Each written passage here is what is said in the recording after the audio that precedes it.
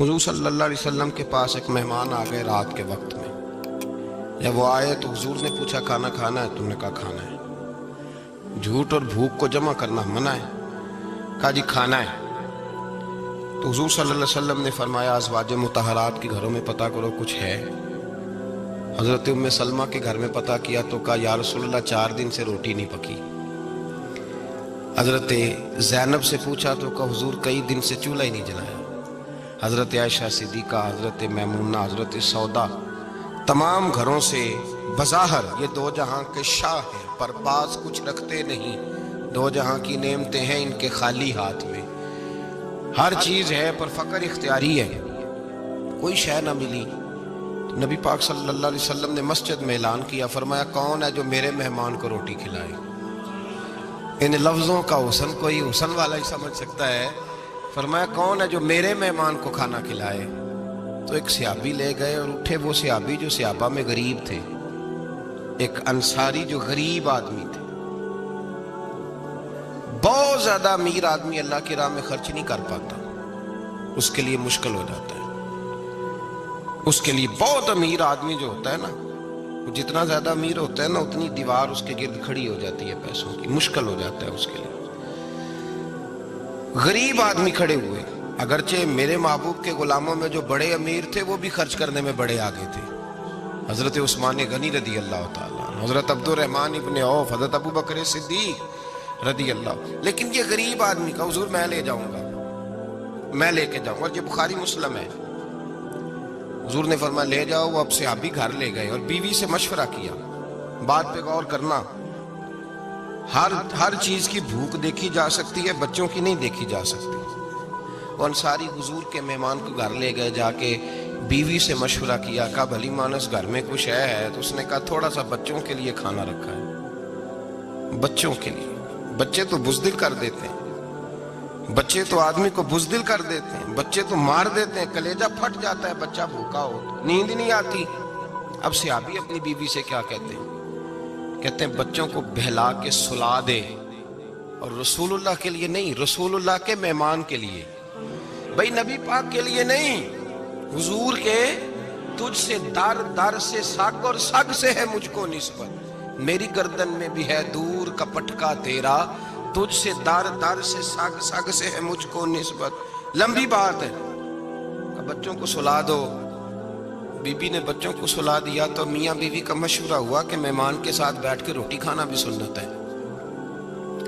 تو اب مہمان کے ساتھ بیٹھ کے کھانا بھی ہے تو کھانا ہے 1-2 آدمی کا.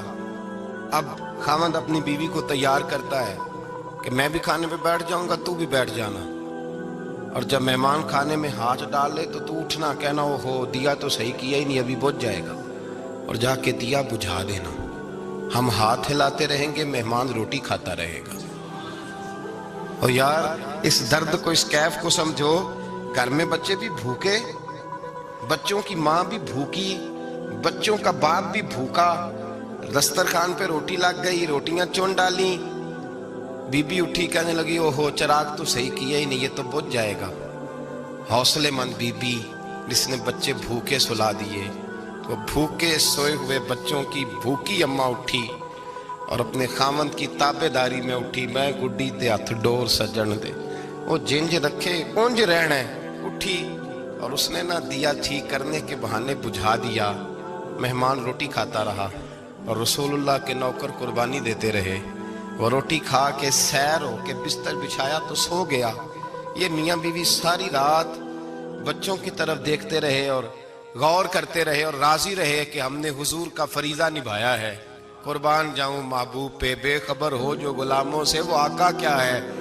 وہ صحابہ وہ اگر قربانیاں دیتے تھے تو جو اعزاز ملتا تھا وہ بھی بڑا شان والا ہے. صحابی کہتے ہیں میں فجر کی نماز پڑھنے مسجد آیا، پہلا قدم رکھا تو میرے کریم بولے. حضور نے فرمایا رات جو تو نے اور تیری بیوی نے عمل کیا ہے خدا کو بھی بڑا پسند آیا ہے، محمد مصطفیٰ کو بھی بڑا پسند ہے.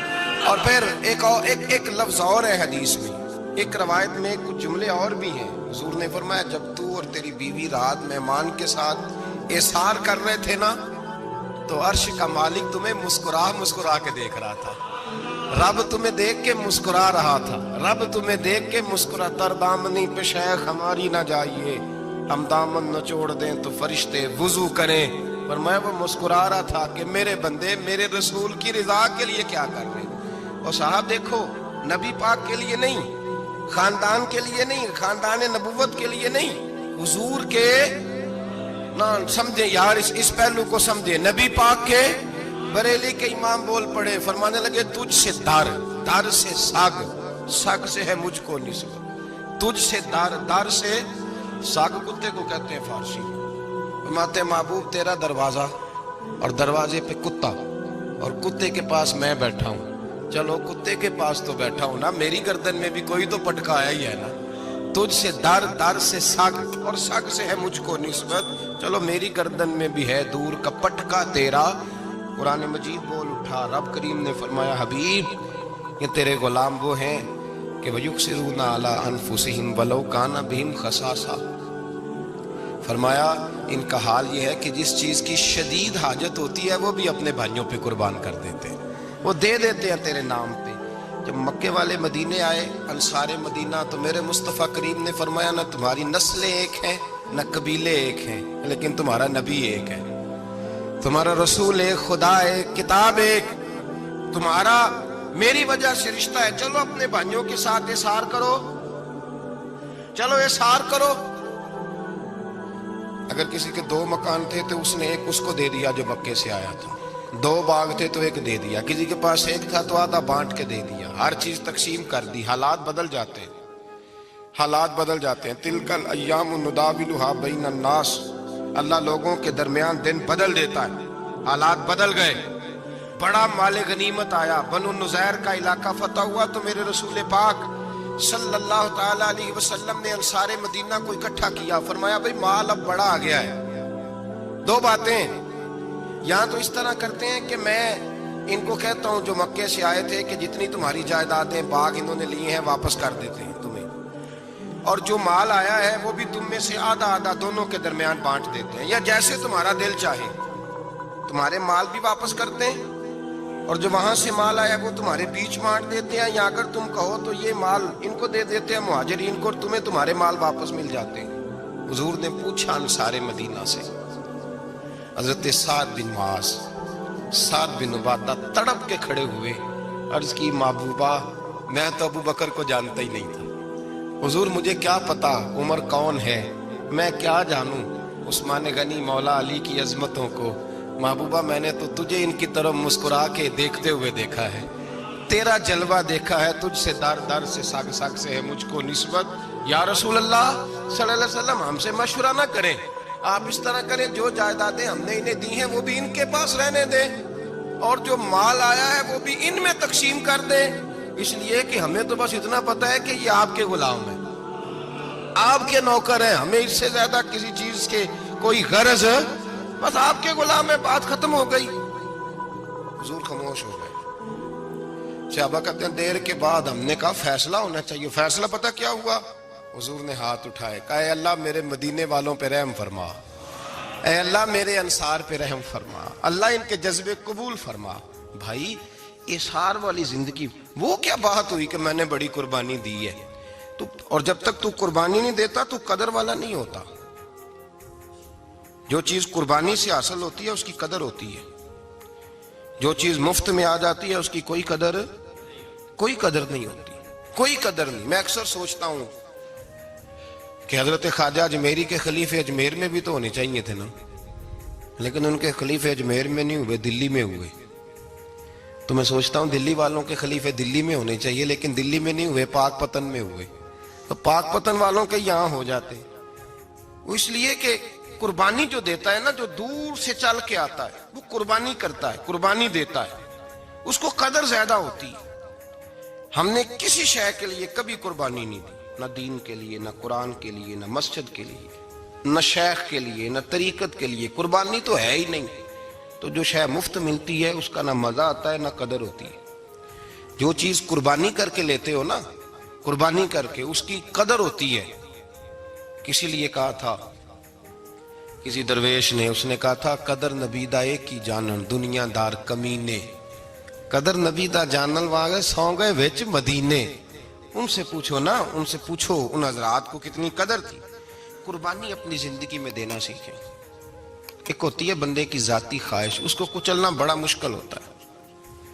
قربانی بڑی ضروری چیز کا نام ہے، اور جو قربانی دینا سیکھ جاتا ہے وہ بچ جاتا ہے. کتیا 6 بچے جنم دیتی ہے لیکن قربانی نہیں نہ دیتی بچوں کی، تو ریوڑ نہیں بنتے، اجڑ نہیں بنتے. بکری 2 بچے پیدا کرتی ہے اور سال کے بعد ہزاروں بچوں، لاکھوں بچوں کی قربانی دیتی ہے، پر پھر بھی جدھر جاؤ بکرے ہی بکرے نظر آتے ہیں. جو قربانی دینا سیکھ جاتا ہے نا، یزید نے کوئی قربانی نہیں دی، اس لیے کوئی شخص بھی کھڑا ہو کے نہیں کہتا، حالانکہ 14-15 بیٹے تھے یزید کے، کوئی بھی کھڑا ہو کے نہیں کہتا میں اس کی نسل میں سے ہوں. امام حسین نے ساری قربانی دے دی. ایک زین العابدین بچے تھے، پوری دنیا میں اللہ نے سید عطا فرمائے ہوئے ہیں. جو قربانی دینا سیکھ جاتا ہے وہ بچ جاتا ہے. ہم نا قربانی کیا، ہمارے پاس تو اضافی شے ہے وہی دینے کو تیار نہیں. جب آپ تیار ہی نہیں تو سودا ہی نہیں کر، آپ نکلے ہی نہیں میدان میں تو حاصل کیسے ہوگا؟ حصول تو تب ہوگا نا جب آپ کوئی انویسٹمنٹ کریں گے. تو آپ انویسٹ ہی نہیں کر رہے تو بھائی آپ نے پودا ہی نہیں لگایا تو پھل کیسے ملے؟ قربانی نہیں دی تو وہ درجہ کیسے ملے؟ اس کے لیے تو قربانی ضروری ہے. اب تمام صحابہ کی زندگی پڑھ لیں، حضرت ابو بکر سے لے کر حضرت بلال تک، یہ سارے قربانی والے ہیں. آپ تمام اولیاء کی صفت پڑھ لیں، حضرت غوث اعظم، جیلانی، داتا علی اجویری، خواجہ معین الدین، یہ سب قربانی والے لوگ ہیں. قربانی دیتے رہے تو بچے ہوئے ہیں. ان کے جو ساتھ تھے وہ بھی قربانیوں والے تھے. قربانی حصہ ہے طریقت کا، قربانی ضروری ہے. اور ہمارے صوفیاء تو کہتے ہیں جس شخص نے تصوف میں آ کے قربانی نہیں دی. بزرگوں کے پاس ایک شخص آیا، غالباً خواجہ نظام الدین محبوب الہی کی بات ہے، میرے ذہن میں نام پورا نہیں سما رہا. تو ایک مرید نے آ کے کہا حضور زکوٰۃ کتنی دینی ہے؟ فرمایا 2.5%. تھوڑی دیر کے بعد حضرت نصیر الدین چراغ دہلوی آ گئے، کہا حضور اللہ کے راستے میں کتنے دینے ہیں؟ فرمایا 50%. ایک ساتھی قریب بیٹھا تھا، اس نے کہا پہلے کے لیے 2.5% کا فتویٰ تھا، اس کو کہہ دیا دے دے. چند منٹ گزرے تو حضرت امیر خسرو بھی آ گئے، کہا حضور زکوٰۃ کتنی دینی ہے؟ فرمایا جو ہے سارا ہی لے آ، تیری 100% ہے. تو وہ ساتھی جو قریب بیٹھے تھے اس نے کہا بابا فتوے علیحدہ علیحدہ ہیں. فرمایا فتویٰ ایک ہی ہے، بندے علیحدہ علیحدہ ہے.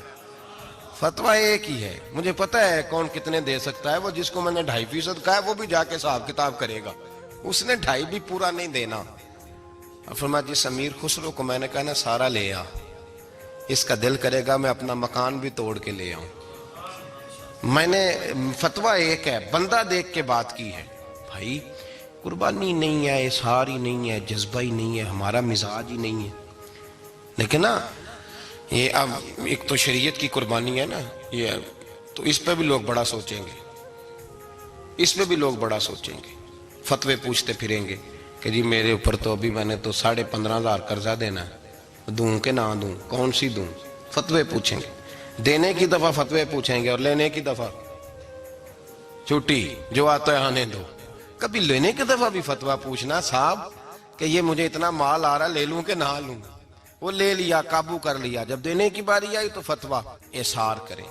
اور احصار صفت ہے مسلمان کی، یہ احصار کرنے لگتا ہے تو بچنے لگ جاتا ہے، اس کا فائدہ ہونے لگ جاتا ہے. قربانی دینے لگ جاتا ہے تو بچ جاتا ہے. کسی نے کہا تھا سن اے مسلمان، یہ نکتہ فیض قرآنی میں ہے، عظمت و اسلام اور مسلم صرف قربانی میں ہے. اگر تو جینا چاہتا ہے تو قربان ہو، اپنے مزاج میں قربانی. اور ایک عیسائی اسکالر تھا امریکہ کا، صرف ایک حدیث پڑھ کے مسلمان ہو گیا، کلمہ ہی پڑھ گیا. حدیث کیا ہے؟ جنگ یرموک ہے. تو 7 صحابہ زخمی ہیں، چور چور زخموں سے لیٹے ہوئے، گرمی بڑی شدید ہے. العطش العطش، پیاس پیاس پیاس پکارے ایک صحابی. ایک آدمی دوڑا دوڑا آیا، پانی کا برتن ہاتھ میں ہے، اس کے منہ کے قریب پانی کیا تو قریب ایک اور زخمی نے کہا میں بھی پیاسا ہوں. زخموں سے چور چور شخص نے، میدان میں پڑے ہوئے آدمی نے کہا یار پہلے اسے پلا دو، وہ زیادہ پیاسا. وہ کہتا ہے میں جب اس کے پاس گیا، اس کو پانی دینے لگا تو ایک آدمی قریب سے اور بولا یار میرے تو زبان پہ زخم ہے، دوڑ کے آؤ، بڑی پیاس ہے۔ کہتا میں نے پانی کا کٹورا اس کے قریب جو کیا تو چوتھا بول پڑا۔ اس نے کہا ادھر لے جاؤ یار، میرا گزارا ہو جائے گا، کام چل جائے گا۔ وہ کہتا پانچواں بول پڑا تو چوتھے نے انکار کر دیا، میں نہیں پیوں گا، پہلے اس کے پاس لے جاؤ۔ کہتا حد ہو گئی۔ ساتویں تک میں آیا، اور جب میں ساتویں تک آیا تو پہلے نے پھر چیخ ماری۔ تو فرماتے ہیں وہ ساتواں کہنے لگا نہیں ادھر لے جا یار، اس کو پیاس زیادہ لگی ہوئی ہے۔ کہتے ہیں جب میں اس تک گیا تو وہ جام شہادت نوش کر چکا تھا۔ پلٹ کے دوسرے کے پاس آیا تو وہ بھی فوت ہو گیا۔ تیسرے کے پاس آیا تو وہ بھی رب کریم کی بارگاہ ناز میں حاضر ہو گیا۔ ساتوں شہید ہو گئے۔ تو پانی کا کٹورا میرے ہاتھ میں رہا۔ میں کبھی آسمان دیکھتا، کبھی زمین دیکھتا، کبھی پانی دیکھتا، کبھی میں ان 7 شہیدوں کے چہرے دیکھتا۔ پھر دل میں خیال آیا یہ تو گردنیں کاٹنے والے تھے، یہ تو ایک دوسرے کو قتل کرنے والے تھے، یہ تو خون پینے والے تھے۔ آج یہ سارے اس لیے کر رہے ہیں کہ سارے محمد عربی کے غلام بن گئے، رسول اللہ صلی اللہ علیہ وسلم کے نوکر بن گئے۔ وہ کہتا میں نے حدیث پڑھی تو میں مسلمان ہو گیا۔ میں نے کہا یہ جذبے دنیا دار بندہ پیدا نہیں کر سکتا، یہ جس نے جذبہ پیدا کیا ہے وہ اللہ کا سچا رسول ہے۔ میرے بھائی اظہار کا مزاج پیدا کریں۔ قربانی تو نہیں رہی معاشرے میں، اظہار ہی تو نہیں ہے۔ ہم روایتیں پڑھتے ہیں، سنتے ہیں، لیکن آپ یقین کریں پنکھے کے نیچے مسجد میں کوئی دوسرے کو جگہ دینے کو تیار نہیں۔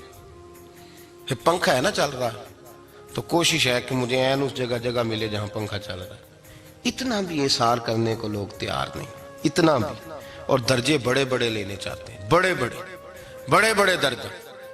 وہ ہمارے پاس لوگ آتے ہیں، 2-4 لفظ لکھے ہوتے ہیں نا نام کے ساتھ، کوئی علامہ لکھ دیتا ہے، کوئی پیر صاحب لکھ دیتا ہے، تو لوگ بڑی باتیں پوچھ لیتے ہیں۔ کئی دفعہ آ کے پوچھتے ہیں میرا زیارت کرنے کو دل کرتا ہے۔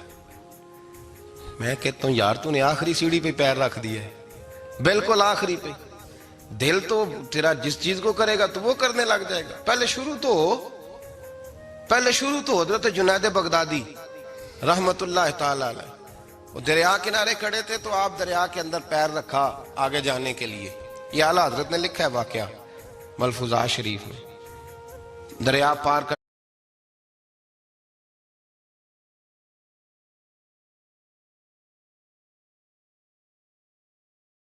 کرنے کے لیے پیر رکھا تو ایک شخص کہنے لگا حضور مجھے بھی ساتھ۔ وہ دریا کنارے کھڑے تھے تو آپ دریا کے اندر پیر رکھا آگے جانے کے لیے۔ یہ اعلیٰ حضرت نے لکھا ہے واقعہ ملفوظات شریف میں۔ دریا پار کرنے کے لیے پیر رکھا تو ایک شخص کہنے لگا حضور مجھے بھی ساتھ لے لیں۔ آپ نے فرمایا میں دریا پار کروں گا تو اس طرح کرنا میرا کرتا پکڑ لے اور یا جنید یا جنید کہنا شروع کر دے۔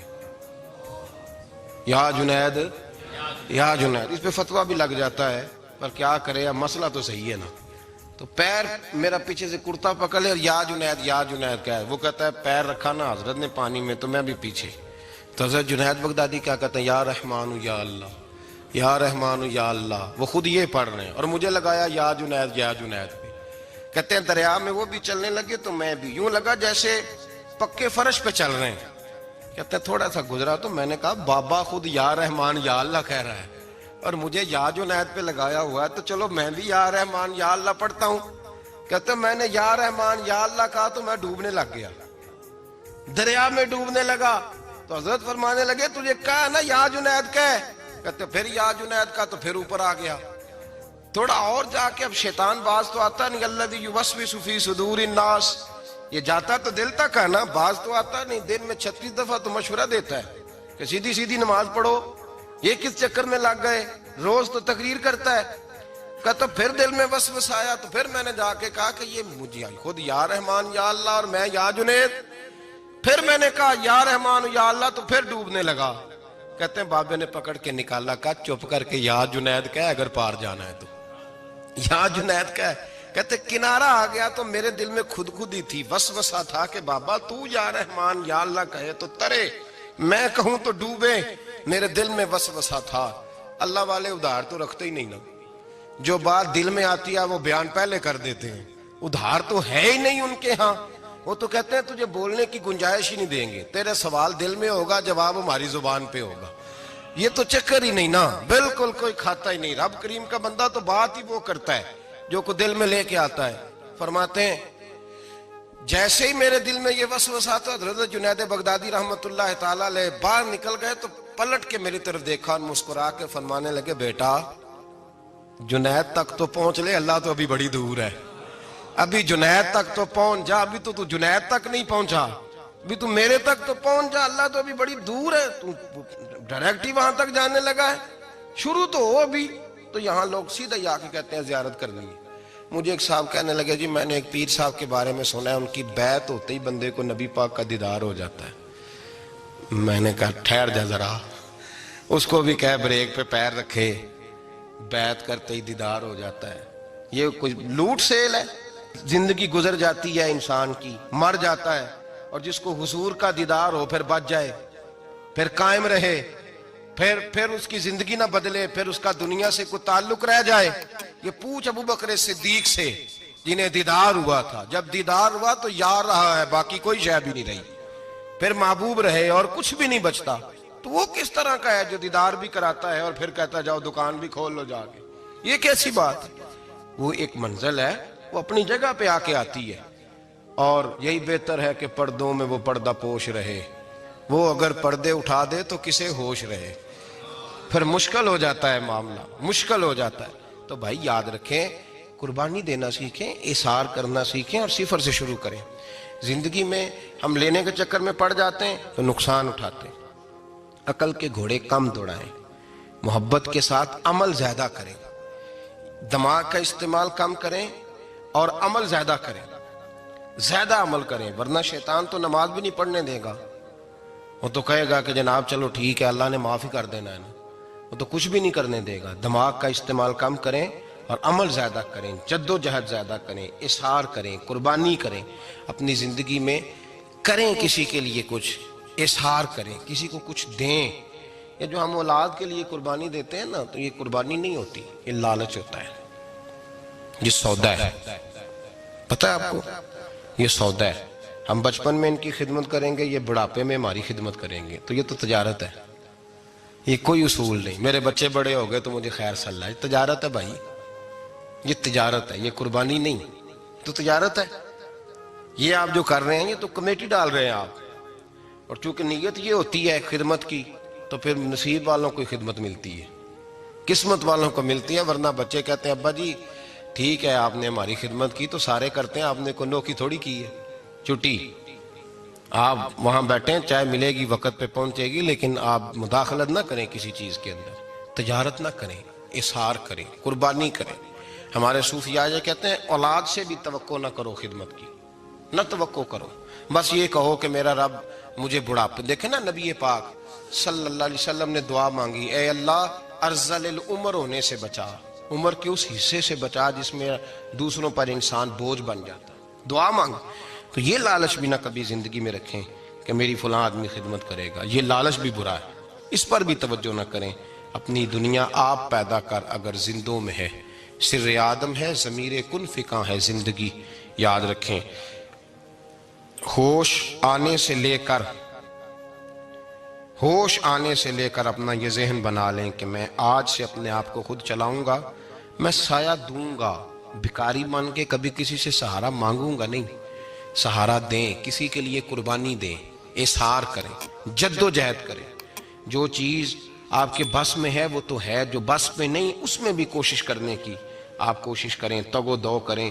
قربانی سے انسان سنور جاتا ہے، بن جاتا ہے. اللہ تبارک و تعالی ہمیں سنورنے اور بن جانے کی توفیق عطا فرمائے.